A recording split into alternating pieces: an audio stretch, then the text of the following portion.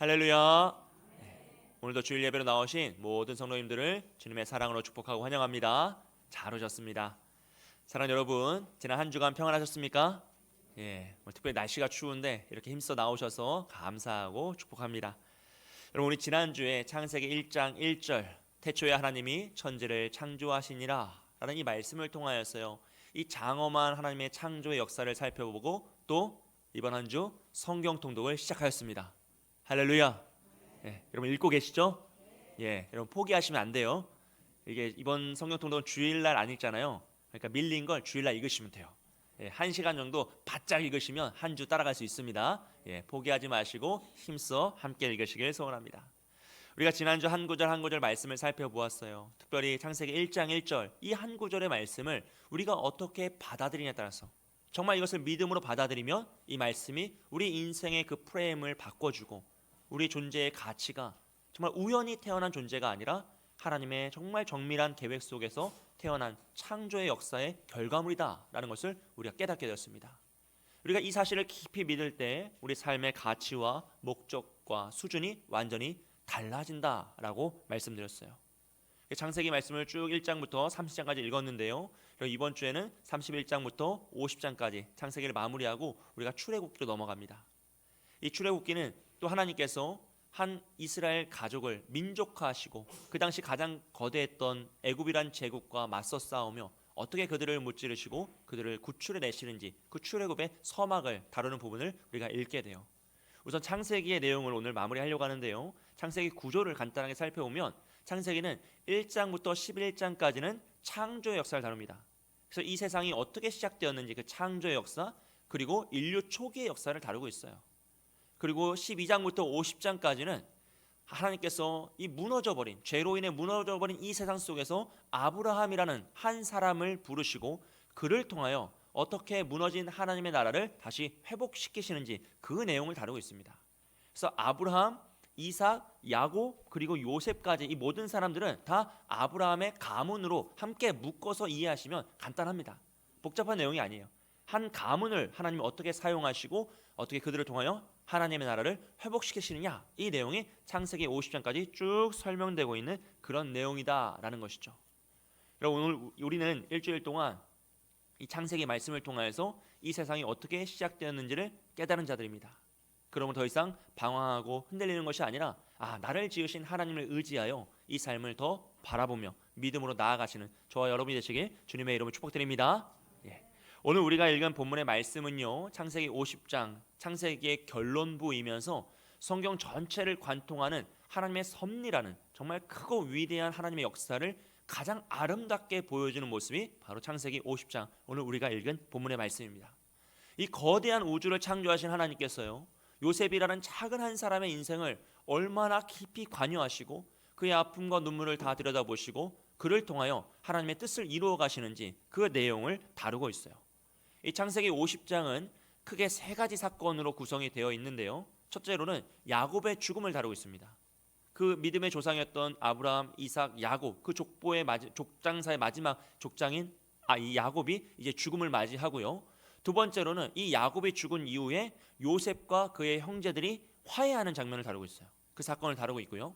세 번째로는 요셉의 죽음으로 이제 창세기의 기록을 마무리하고 있습니다. 그러니까 야곱의 죽음과 요셉의 죽음 그 사이에 형제들의 화해가 끼어 있는 것이죠. 그럼 이 구조 속에서 가장 중요한 부분은 어디겠습니까? 당연히 화해입니다. 가운데 끼어 있는 이 형제 간의 화해가 하나님께서 말씀하고자 하시는 가장 중요한 포인트이고, 이 창세기를 마무리하면서 하나님의 섭리를 가장 아름답게 보여주시는 모습이다라는 것을 살펴보는 것이죠. 먼저 우리가 야곱의 죽음을 간단하게 살펴보면요, 하나님은 야곱이라는 한 사람의 인생을 정말 드라마틱하게 인도하셨어요. 그리고 정말 파란만장한 인생을 살았죠. 그 내용은 제가 지난 금요일 때 말씀을 전해드렸고요. 그가 이제 하나님의 인도하심에 따라서 130세에 애굽에 들어가요. 가나안의 그 흉년을 피하여서 먹고 살기 위해서, 생존을 위해서 요셉의 초청에 의해 애굽에 들어갑니다. 그리고 애굽에서 17년의 시간을 보내고 147세가 되었을 때 하나님의 부르심을 받고 죽음을 맞이하게 됩니다. 그 야곱이 죽는 내용과 그 모습을 성경은 이렇게 기록하고 있습니다. 50장 1절에 3절까지 말씀 우리 다 함께 읽겠습니다. 요셉이 그의 아버지 얼굴에 굽으려 울며 입맞추고 그 수종들은 의원에게 명하여 아버지의 몸을 향으로 처리하게 하며 의원이 이스라엘에게 그대로 하되 40일이 걸렸으니 향으로 처리하는 데는 이 날수가 걸림이며 애굽 사람들은 70일 동안 그를 위하여 곡하였더라. 아멘. 1절 말씀을 보시면 야곱은 사랑하는 아들 요셉의 품에서 숨을 거두게 되죠. 사실 참 복된 마지막이 아니겠습니까? 우리가 얼마나 그런 모습을 사모합니까? 사랑하는 이의 품에 안겨서 마지막을 마무리한다면 얼마나 아름답습니까? 근데 이 모습은요, 사실 하나님이 야곱에게 약속하셨던 모습이죠. 애굽에 내려가는 걸 두려워하지 말고 너의 사랑하는 아들 요셉이 너의 눈을 감겨줄 거다. 걱정하지 말라라고 두려워하지 말라고 하시면서 그를 축복하셨던 그 말씀이 이루어지는 거예요. 그러고 나서 요셉은 아버지 이스라엘 야곱의 몸을 이제 애굽의 장례법에 맞춰서 이제 진행을 하는데요.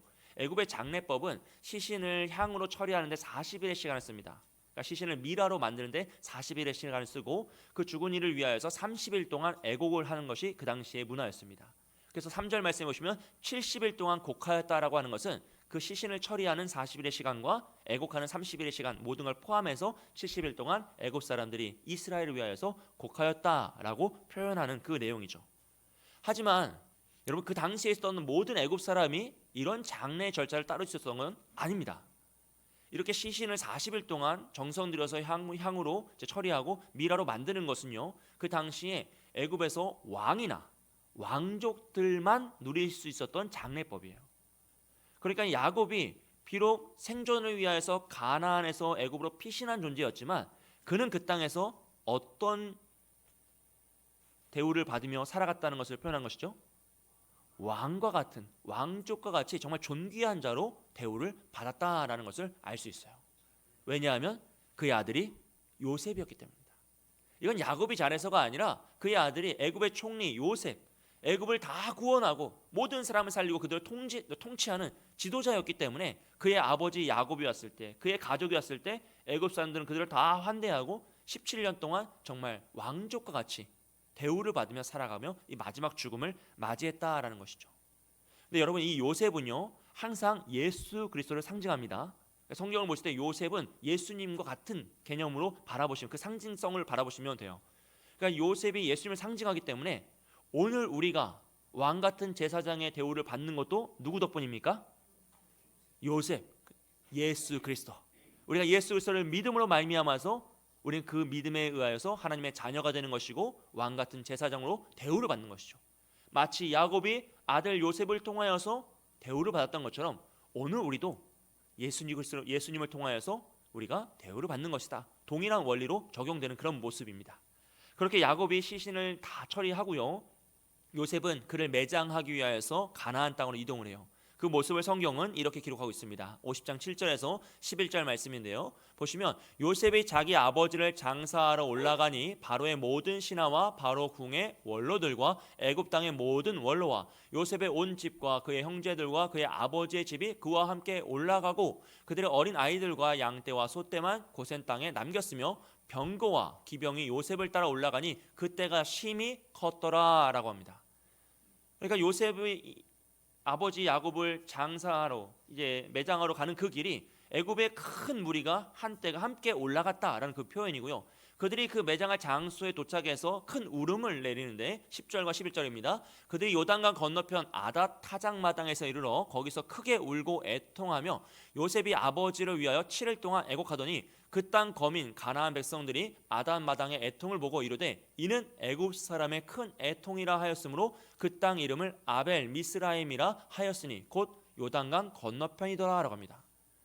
요셉이 애통하자 온 함께 움직였던 애굽 사람들이 함께 울기 시작했어요. 근데 7일 동안 애곡을 하고 너무나 심하게 눈물을 흘리니까 그 땅에 거주하던 이제 가나안 백성들이 야, 저 사람들은 누구냐? 애굽 사람들이 왜 이렇게 저기 울고 있냐 해서 그 지명을 바꿀 만큼 울었다는 거예요.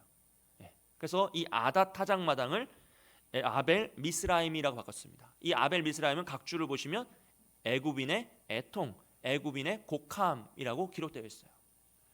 여러분 이 야곱의 죽음과 장례를 치르는 그 장사의 구조를 한번 잘 보시면요, 이 모습 속에 무엇이 숨어져 있냐면 출애굽의 모습이 숨어져 있습니다. 야곱이 죽고 그를 장사하기 위해서 그를 가나안 땅으로, 약속의 땅으로 이동시키고 그 가운데 애굽인들이 애통하고 있죠. 근데 그 모습은 정확히 400년 후에 이스라엘이 애굽을 무찌르고 출애굽할 때 애굽인들은 깊은 애통을 하죠. 장자가 다 죽고 나라가 완전히 망하면서 애통하고 나아가고 이스라엘은 약속의 땅을 향해 나아가죠. 그리고 7절과 8절과 9절에 보시면 이 모든 것들을 올라갔다라고 표현하고 있어요. 여러분, 우리가 출애굽기를 읽을 때 출애굽은 항상 올라갑니다. 약속의 땅은 항상 올라가게 돼 있어요. 이건 항상 하나님이 표현하시는 그 방법이에요. 그래서 항상 올라가는데 이 7절과 8절과 9절 말씀에서도 요셉이 야곱을 데리고 올라갔다, 가나안 땅으로 올라갔다라고 표현하면서 이 출애굽의 모습을 상징적으로 표현하고 있는 것입니다. 여러분, 이렇게 하나님은 야곱이라는 그 파란만장한 인생을 통하여서 마지막 결론을 내리시는데 그 결론이 무엇이죠? 출애굽의 모습을 상징하며 하나님의 뜻이 그를 통하여 온전히 이루어질 것이다 라는 것을 강조하며 나아가시는 거예요. 이것이 바로 야곱의 죽음의 의미입니다. 그리고 그렇게 야곱의 죽음 이후에 그의 요셉의 형제들은요, 깊은 고민에 빠져요. 50장 15절 말씀 우리 다 함께 읽겠습니다. 함께 읽습니다. 요셉의 형제들이 그들의 아버지가 죽었음을 보고 말하되 요셉이 혹시 우리를 미워하여 우리가 그에게 행한 모든 악을 다 갚지나 아니할까 하고. 아멘. 지금 요셉의 형제들은 무슨 고민에 빠지죠? 우리가 요셉에게 악을 행하였는데 지금 아버지 야곱이 있어서 요셉이 지금까지 참은 것은 아닌가? 혹여나 아버지가 이제 돌아가셨으니 요셉이 우리에게 복수를 하면 어쩌나 하고 두려워하는 거예요. 여러분, 사실 당연한 고민 아니겠습니까? 형들은 자신들이 한 일을 누구보다 잘 알고 있잖아요. 그리고 누가 생각해도 이것은 갚아줘야 돼요, 안 갚아줘야 돼요? 예, 우리는 또 갚아주고 더 갚아줘야 속이 시원한 사람들이잖아요. 그러니까 갚아줘야 돼요. 그런데 요셉은 이미 창세기 45장에서 그들을 용서했습니다. 그들이 한 일은 형들의 계획이 아니라 이 많은 사람을 구원하기 위한 하나님의 계획이었다는 것을 요셉이 바라보았어요. 깨달았어요. 그래서 그들을 용서해 주죠. 그런데 형들은 용서를 받았음에도 불구하고 여전히 그 용서를 받아들이지 못해요. 요셉은 용서했는데 형들이 요셉의 용서를 받아들이지 못하자 어떤 일을 합니까? 17년이 지났는데 여전히 그 죄의식에 사로잡혀 있고 두려워하며 살아가더라는 것이죠. 어떤 의미에서 너무나 안타깝고 또 미련한 모습일 수 있어요. 그런데 여러분, 이런 모습이 요셉에게만 있겠습니까? 오늘 우리는 예수 그리스도를 믿음으로 하나님의 자녀가 된 줄 믿습니다. 할렐루야. 우리가 예수님을 나의 구주로 영접하면요, 하나님은 우리의 모든 죄를 다 용서해 주세요. 우리가 그 어떤 극악무도한 자일지라도 하나님 그 모든 죄를 다 용서하시고 하나님의 자녀 삼아 주십니다. 그런데 우리는 살아가면서 여전히 그 죄의식에 사로잡힐 때가 있다는 것이에요. 그 죄책감에 마음을 긁힐 때가 있다는 것이죠. 내 삶에 갑자기 어려운 일이 생기면 내가 그때 그 죄를 지어서 하나님이 나를 심판하시는 것인가? 내가 그렇게 잘못을 해서 과거에 이런 삶을 살았기 때문에 하나님 오늘 나를 이렇게 힘들게 하시는 것인가? 라는 그런 잘못된 생각에, 그런 연약한 생각에 우리가 사로잡힐 수 있다는 것이에요. 어쩌면 요셉의 형들과 동일한 모습이죠. 물론 여러분, 이 말씀이 우리가 이제 죄의식을 지키지 말자, 죄를 마음껏 짓고 하나님 다 용서했으니 마음대로 살자, 이런 내용이 아니죠. 다만 우리가 이미 받은 그 자유한 그 축복을 마음 깊이 누리고 마음 깊이 깨닫고 우리가 자유하게 누릴 수 있어야 한다는 것입니다. 그래서 요셉은요, 그렇게 두려워 떨고 있는 형들에게 오늘 본문의 말씀을 통하여 그들을 위로하고 축복하고 있어요. 우리 19절 말씀 보면요, 함께 읽습니다. 요셉이 그들에게 이르되 두려워하지 마소서, 내가 하나님을 대신하리이까. 아멘. 사랑하는 여러분, 이 말씀이 오늘 우리의 고백이 되기를 축복합니다. 지금 요셉이 하고 있는 내가 하나님을 대신하리이까 라는 이 고백은요, 정말 놀라운 고백입니다. 사실 우리가 인생을 살아가면서 하나님을 대신할 때가 있습니까, 없습니까? 예, 있어도 너무 많잖아요. 또 저만 그런 것처럼 표현하시지만 그렇지 않아요, 여러분. 우리는 너무 많아요. 우리가 스스로 하나님 되어 선악을 분별하고요, 다른 사람을 평가하고 정죄하며 나아갈 때가 너무 많아요. 그래서 내 인생은 내 거, 그리고 나의 부인과 나의 남편의 인생도 누구 거요? 예, 내 거. 내 자녀의 인생도 다 내 거. 심지어 다른 사람의 인생도 내가 조종하고자 하는 게, 통제하고자 하는 게 우리의 태도라는 거예요. 결국 우리가 인생을 살아가면서 만나는 그 관계의 문제는요, 다 이 태도로 말미암습니다. 그 사람을 내가 하나님의 창조물로 존중해주고 인격체로 존중해준다면 우리는 관계적인 문제를 겪을 필요가 없을 거예요. 정말 이상한 사람들 말고는 정말 큰 문제가 있는 경우가 아니고선 우리는 굉장히 자유하게 살 수 있습니다. 그런데 우리가 스스로 하나님 되어서 모든 걸 결정하고 판단하고 통제하려고 하니까 결국 문제가 생기는 거예요. 그런데 요셉은 그걸 할 수 있는 위치에 있었음에도 불구하고 뭐라고 합니까? 내가 하나님을 대신하리까. 형님들, 내가 어떻게 하나님을 대신합니까? 라고 하면서 그들을 위로하고 축복하는 것이죠. 여러분, 도대체 요셉이 어떻게 이런 고백을 할 수 있었을까요? 사실 그는 연약한 어린아이였어요. 그의 인생을 되돌아보면 참 별 볼 일 없는 사람이었습니다. 그런데 하나님이 그에게 큰 그림을 보여주신 거죠. 오버뷰 이펙트. 하나님의 큰 구원의 그림을 보여주시자 그가 깨달아 버린 거예요. 자신이 당했던 말할 수 없는 그 참혹한 고난이 형들이 계획한 악행이 아니라 이 모든 애굽 사람들과 모든 그 주변 국수의 사람들을 다 구원하고 그 생명을 보존하기 위한 하나님의 계획이었구나. 이 큰 그림을 보고 나자 요셉은 내가 어떻게 하나님을 대신하겠습니까? 라고 고백할 수 있었던 것이죠. 여러분, 사실 요셉의 인생을 생각해 보십시오. 그는 그냥 어린아이였어요. 아무것도 모르는 철없는 아이였습니다. 그래서 아버지 야곱의 집에서 채색 옷 입고 좋아라 하면서 형들의 잘못을 아버지에게 고자질하던 개념 없는 동생이었어요. 여러분, 동생이 있는 분은 다 아시잖아요. 이런 동생이 있으면 어떻게 해야 되죠? 때려잡아야 되는 거잖아요. 우리는 다 알고 있어요. 그래서 형들이 때려잡다가 너무 잡아가지고 얘를 요셉을 애굽의 종으로 팔아버렸어요. 그래서 채색 옷을 입던 요셉이 그 옷이 찢기고 종이 옷을 입습니다. 아버지의 아들로 귀한 자녀였다가 이제는 천한 종이 되어버렸어요. 근데 그 순간에도 하나님은 요셉과 함께 하시고 그를 지키시더라는 거죠. 그를 보호하십니다. 성경은 그것을 하나님이 함께 하심으로 요셉이 형통하였다라고 표현하죠. 물론 그 과정이요, 너무 아름답게 묘사돼서 그렇지 정말 고통스러웠을 거예요. 말할 수 없는 아픔이 있었을 겁니다. 근데 요셉은 그 순간 하나님과 함께함으로 성장해 가는 것이죠. 그 이후에 요셉이 보디발의 아내의 유혹을 거부하였다가 억울하게 감옥에 갇혀요.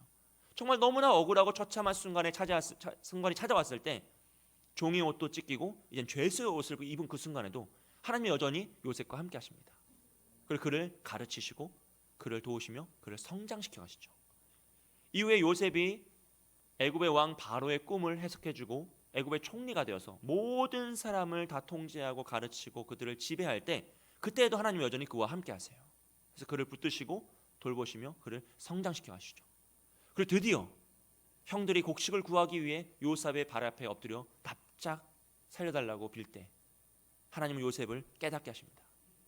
그 모든 과정이 그 형들의 악행의 결과가 아니라 하나님의 도우심의 섭리였다는 것을, 하나님의 그 구원의 큰 그림을 요셉에게 보여주게 하시죠.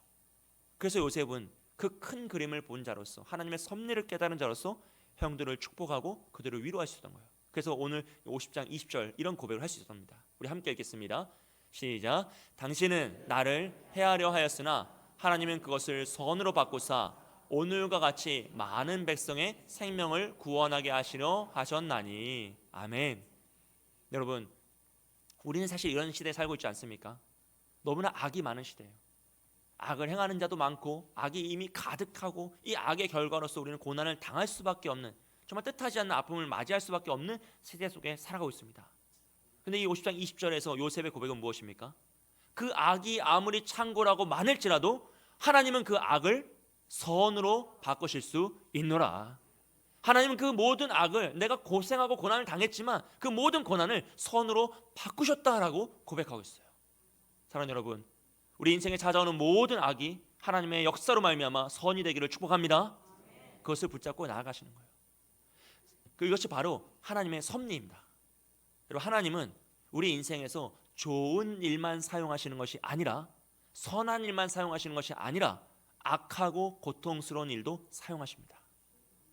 우리가 당하는 모든 아픔과 슬픔도 하나님은 사용하셔서 당신의 뜻을 이루어 가신다는 거예요. 그래서 우리의 눈에는 악이고 고통이고 피하고 싶은 순간인데 하나님은 그것을 구원의 도구로 사용할 수 있는 분이라는 거죠. 그렇게 우리는 우리의 눈으로는 도저히 이해되지 않고 해석할 수 없는 그 아픔이 찾아올 때예요, 하나님의 우리의 눈을 띄워주시면요, 요셉처럼 우리에게 큰 그림을 보여주시면 믿음의 눈을 뜨게 되면 우리는 하나님의 섭리를 깨닫게 돼요. 그래서 이 일들이 나에게 있었구나. 그때는 너무나 참혹하고 아프고 피하고 싶은 그 순간이었는데 그 순간을 통해 하나님이 나를 여기까지 이끄셨구나라는 그 섭리의 고백을 하게 될 수 있다는 것이죠. 그래서 우리는 믿음의 눈을 뜬다라고 표현하는데요. 이 믿음의 눈을 뜬다는 것은 여러분, 상황을 바꿔달라고 기도하기 전에 나의 눈이 그 상황을 해석하는 눈이 바뀌는 것이에요. 똑같은 상황인데 내 눈이, 해석의 눈이 바뀌었기 때문에 어떻게 됩니까? 결과가 다르고 과정이 다 다릅니다. 똑같은 고난인데 그 고난을 버텨내는 것으로 끝나는 것이 아니라 그 고난 속에 숨겨진 하나님의 뜻을 발견하고 나를 인도하시는 하나님을 따라서 성장하며 나아갈 수 있다는 것이죠. 요셉이 노예로 팔렸을 때, 억울하게 감옥에 갇혔을 때, 그것은 인간의 눈으로 보면 너무나 비참한 순간이죠. 너무나 참혹한 결과입니다. 하지만 하나님의 그 구원의 큰 그림으로 보면 반드시 필요한 순간이었고 그 과정을 통해 하나님은 하나님의 일을 이루어 가셨다는 거죠. 그래서 이 방법은요, 오늘 우리의 인생에도 동일하게 적용됩니다.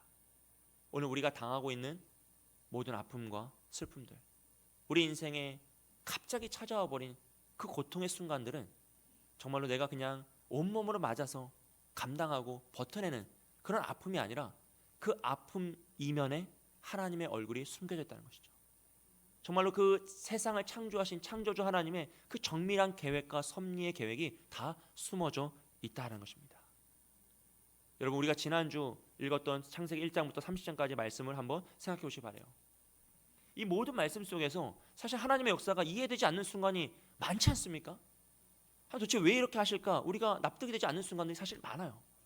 아벨과 가인의 사건에서요, 하나님 왜 아벨을 살려주지 않으실까요? 왜 의로운 아벨의 죽음을 그렇게 방치해 두실까요? 또 심지어 죄인인 가인은 표를 주셔서 죽임을 당하지 않도록 왜 도대체 보호하시는 겁니까? 이해되지 않는 순간이 사실 많다는 거예요. 이 눈으로 세상을 보면 어떻죠? 왜 이 세상에 이렇게 악한 자들이 흥왕합니까? 또 그 악을 추앙하는 자들이 점점 많아지고 있는 문화 속에서 도대체 하나님의 정의와 공의는 어디를 향하고 있는 것인지 우린 답답할 때가 있어요. 전쟁으로 인해 수많은 생명이 죽음을 맞이하고 있는데 왜 하나님은 그것을 더 적극적으로 막아주지 않으실까? 라는 답답함이 우리의 마음을 찾아올 때가 있다는 것이죠. 하지만 여러분, 그 순간 우리가 꼭 기억해야 할 것은요, 하나님은 선한 일도 사용하시고 악한 일도 사용하셔서 하나님의 뜻을 이루어가고 계신다는 거예요. 그 순간 하나님은 그들 떠나고 버려두신 것이 아니라 그 모든 과정을 통하여 하나님의 섭리를 이루어가고 계신다는 겁니다. 그래서 성경은 악인도 악한 날을 위하여 예비되었다라고 표현하는 것이고요, 이 세상에서 의인이 당하고 있는 이 고난이 하나님의 친아들이라는 가장 강력한 증거라고 선언하고 있어요. 히브리서 12장 8절 말씀입니다. 함께 읽습니다. 징계는 다 받는 것이거늘 너희에게 없으면 사생자요 친아들이 아니니라. 아멘. 하나님은 사랑하는 자녀에게 징계를 허락하신다라고 합니다. 그를 괴롭히고 억압하기 위해서가 아니라 그가 더 견고한 신앙으로 나아갈 수 있도록 그를 붙드시는 거죠. 그래서 아벨의 죽음이 인간의 눈으로 보면 참혹한 실패이고 아픔이지만 하나님의 눈, 믿음의 눈으로 보면 최초의 순교자이고 그는 여전히 살아서 오늘 우리에게 참된 믿음이 무엇인지를 보여주는 증거가 된다는 것이에요. 가인을 돌보시는 역사도 마찬가지예요. 하나님은 가인을 지키시고 보호해 주셨지만 죄인인 가인은 어떻습니까? 하나님의 보호하심을 우습게 여기며 성을 쌓아요. 결국 죄인은 하나님이 아무리 은혜를 주셔도 스스로 더 힘들고 고된 인생으로 더 악한 길로 달려간다는 것을 보여주는 것이 이 가인의 모습이라는 것이요. 사랑하는 여러분, 때로는 하나님께서 우리 인생의 고난을 방치해 두시는 것처럼 보일 때가 있어요. 외면하시는 것처럼 보일 때가 있습니다. 도대체 왜 이렇게 내 인생이 힘든가? 왜 이렇게 아픔이 많고 되는 일이 없고 점점 나는 고단해지는 것인가? 라고 슬퍼질 때가 있습니다. 하지만 고난은 하나님이 우리를 포기하지 않으셨다는 가장 큰 증거가 되는 줄 믿습니다. 사랑하는 여러분, 고난이 없이는 친아들이 될 수 없습니다. 하나님은 사랑하는 자녀에게 고난을 허락하십니다. 왜냐하면 그 고난을 통해 우리를 기도의 자리로 초청하시기 위함이에요. 하나님과 더 깊은 교제, 더 하나님을 체험할 수 있도록 우리를 이 고난을 통하여서 하나님 품으로 안아주시기 위해서 고난을 허락하시는 거예요. 그렇기 때문에 고난은 우리를 초대하시는 하나님의 가장 진실되고 절실한 초대장이 되는 것이죠. 그렇게 삶의 고난 앞에서 여러분 바라기는 좌절하지 마시고 오직 하나님을 더 바라보시면서 나를 지키시고 보호하시는 그 하나님을 의지하시기를 소원합니다. 우리가 당하는 그 고난 너머에 있는 하나님의 얼굴, 하나님의 그 크신 큰 구원의 계획을 나에게 보여달라고 간절히 기도하시고 그 구원의 길을 보시는 저와 여러분이 되시길 주님의 이름으로 축복드립니다. 그리고 더 나아가서요, 이 고난의 순간에 우리가 노아를 기억하길 원해요.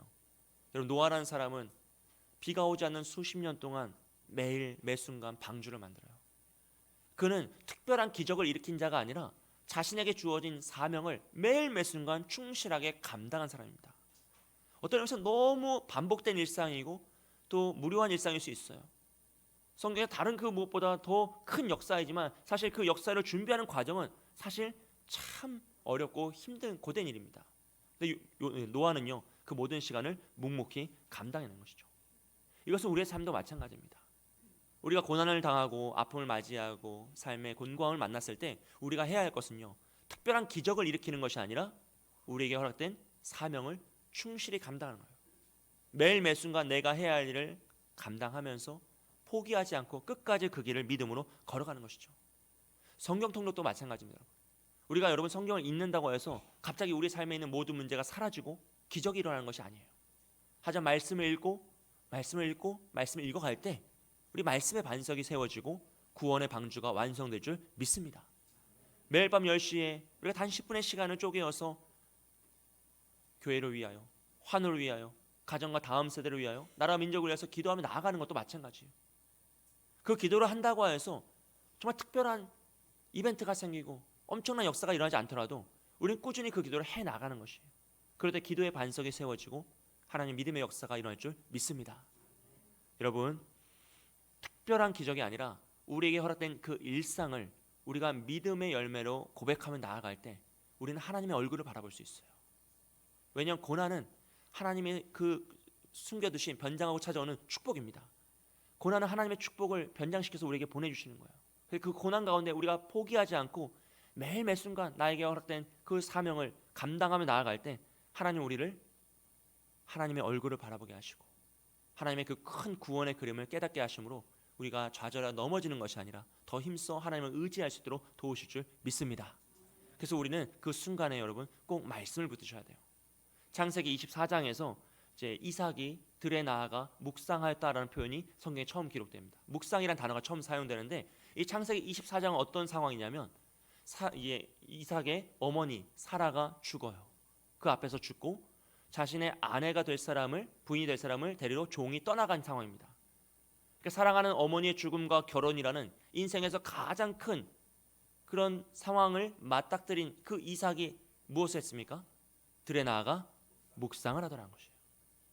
고난의 순간, 아픔의 순간, 삶의 가장 큰 변화의 순간에 가장 해야 될 것은 무엇인가 인간적인 방법과 지혜로운 방법을 선택하는 것이 아니라 하나님의 말씀을 붙잡는 겁니다. 말씀을 붙잡고 기도하며 주의 뜻이 어디 있는지, 주님이 나를 어디로 인도하시는지 그 하나님의 섭리를 사모하면서 말씀으로 나아가는 것이죠. 그리고 그때 그 방법이 하나님의 섭리를 깨닫는 가장 지혜로운 방법인 줄 믿습니다. 사랑하는 여러분, 이번 한 주간 우리는 창세기를 마무리하고 출애굽기로 넘어갈 거예요. 근데 왜 하나님은 이스라엘 백성들을 그 애굽의 땅으로 들여보내셨을까? 그 우상 숭배의 땅으로 들여보내시고 왜 400년 동안 그 고난을 당하게 했을까? 우리는 생각하게 됩니다. 그 땅은 물론 고난의 땅이었어요. 하지만 또 반대로 생각해보면 그들이 하나님을 부르짖는 땅이었습니다. 그들이 평안 가운데 하나님을 부르짖지 않았는데 하나님께서 그들을 풀문불 속에 넣으시자 그들이 하나님을 부르짖기 시작했다는 것이죠. 이런 요셉의 이야기와 출애굽기의 이야기를 처음 들었던 창세기의 그 1차 독자들 이스라엘 백성들은 이 말씀을 듣고 뭘 깨달았을까요? 그들이 지금까지 당했던 그 수많은 고난들, 애굽에서 당했던 그 많은 아픔들, 말할 수 없는 그 절규와 같은 그 순간들을 그들은 깨달은 거죠. 하나님이 허락하지 않으시면 그 고난이 우리에게 임할 수 없었구나. 그리고 하나님은 그 고난을 통하여서 그 우상 숭배의 땅 애굽에서 우리로 하여금 여호와의 이름을 부르짖게 하셨구나라는 것을 깨닫게 됩니다. 그리고 오늘 우리의 삶도 마찬가지입니다. 하나님이 허락하지 않으시면 우리의 삶에 고난이 다가올 수 없습니다. 약함과 아픔은 다가올 수 없습니다. 이 세상에 낙엽 하나도 하나님이 허락하지 않으시면 땅에 떨어질 수 없는 줄 믿습니다. 그렇다면 우리는 그 고난 앞에서 하나님이 도대체 무엇을 위해 나에게 이 아픔을 허락하셨는가를 깨달아야 돼요. 그것은 이스라엘 백성들에게 원하셨던 모습과 동일합니다. 이 우상 숭배가 가득한 이 세상, 악이 가득한 이 세상에서 우리가 창조주 여호와의 이름을 부르며 더 깨어 기도하기를 원하시기 때문에 하나님은 때론 우리를 고난 가운데 밀어 넣으실 때도 있고 풀무불 같은 아픔 가운데 우리를 허락하실 때도 있다라는 것입니다. 사랑하는 여러분, 그 하나님의 마음을 이해하시고 더 깨어 기도하시는 저와 여러분 되시길 주님의 이름으로 축복드립니다. 특별히 창세기 31장부터 출애굽기 10장까지 말씀을 읽으실 때 이 문장을 꼭 마음에 되새기세요. 이 세상을 창조하신 하나님이 나의 고통도 다스리신다. 나를 만드신 하나님이 나의 고통도 다스리신다라는 그 확신을 가지고 말씀을 읽으십시오.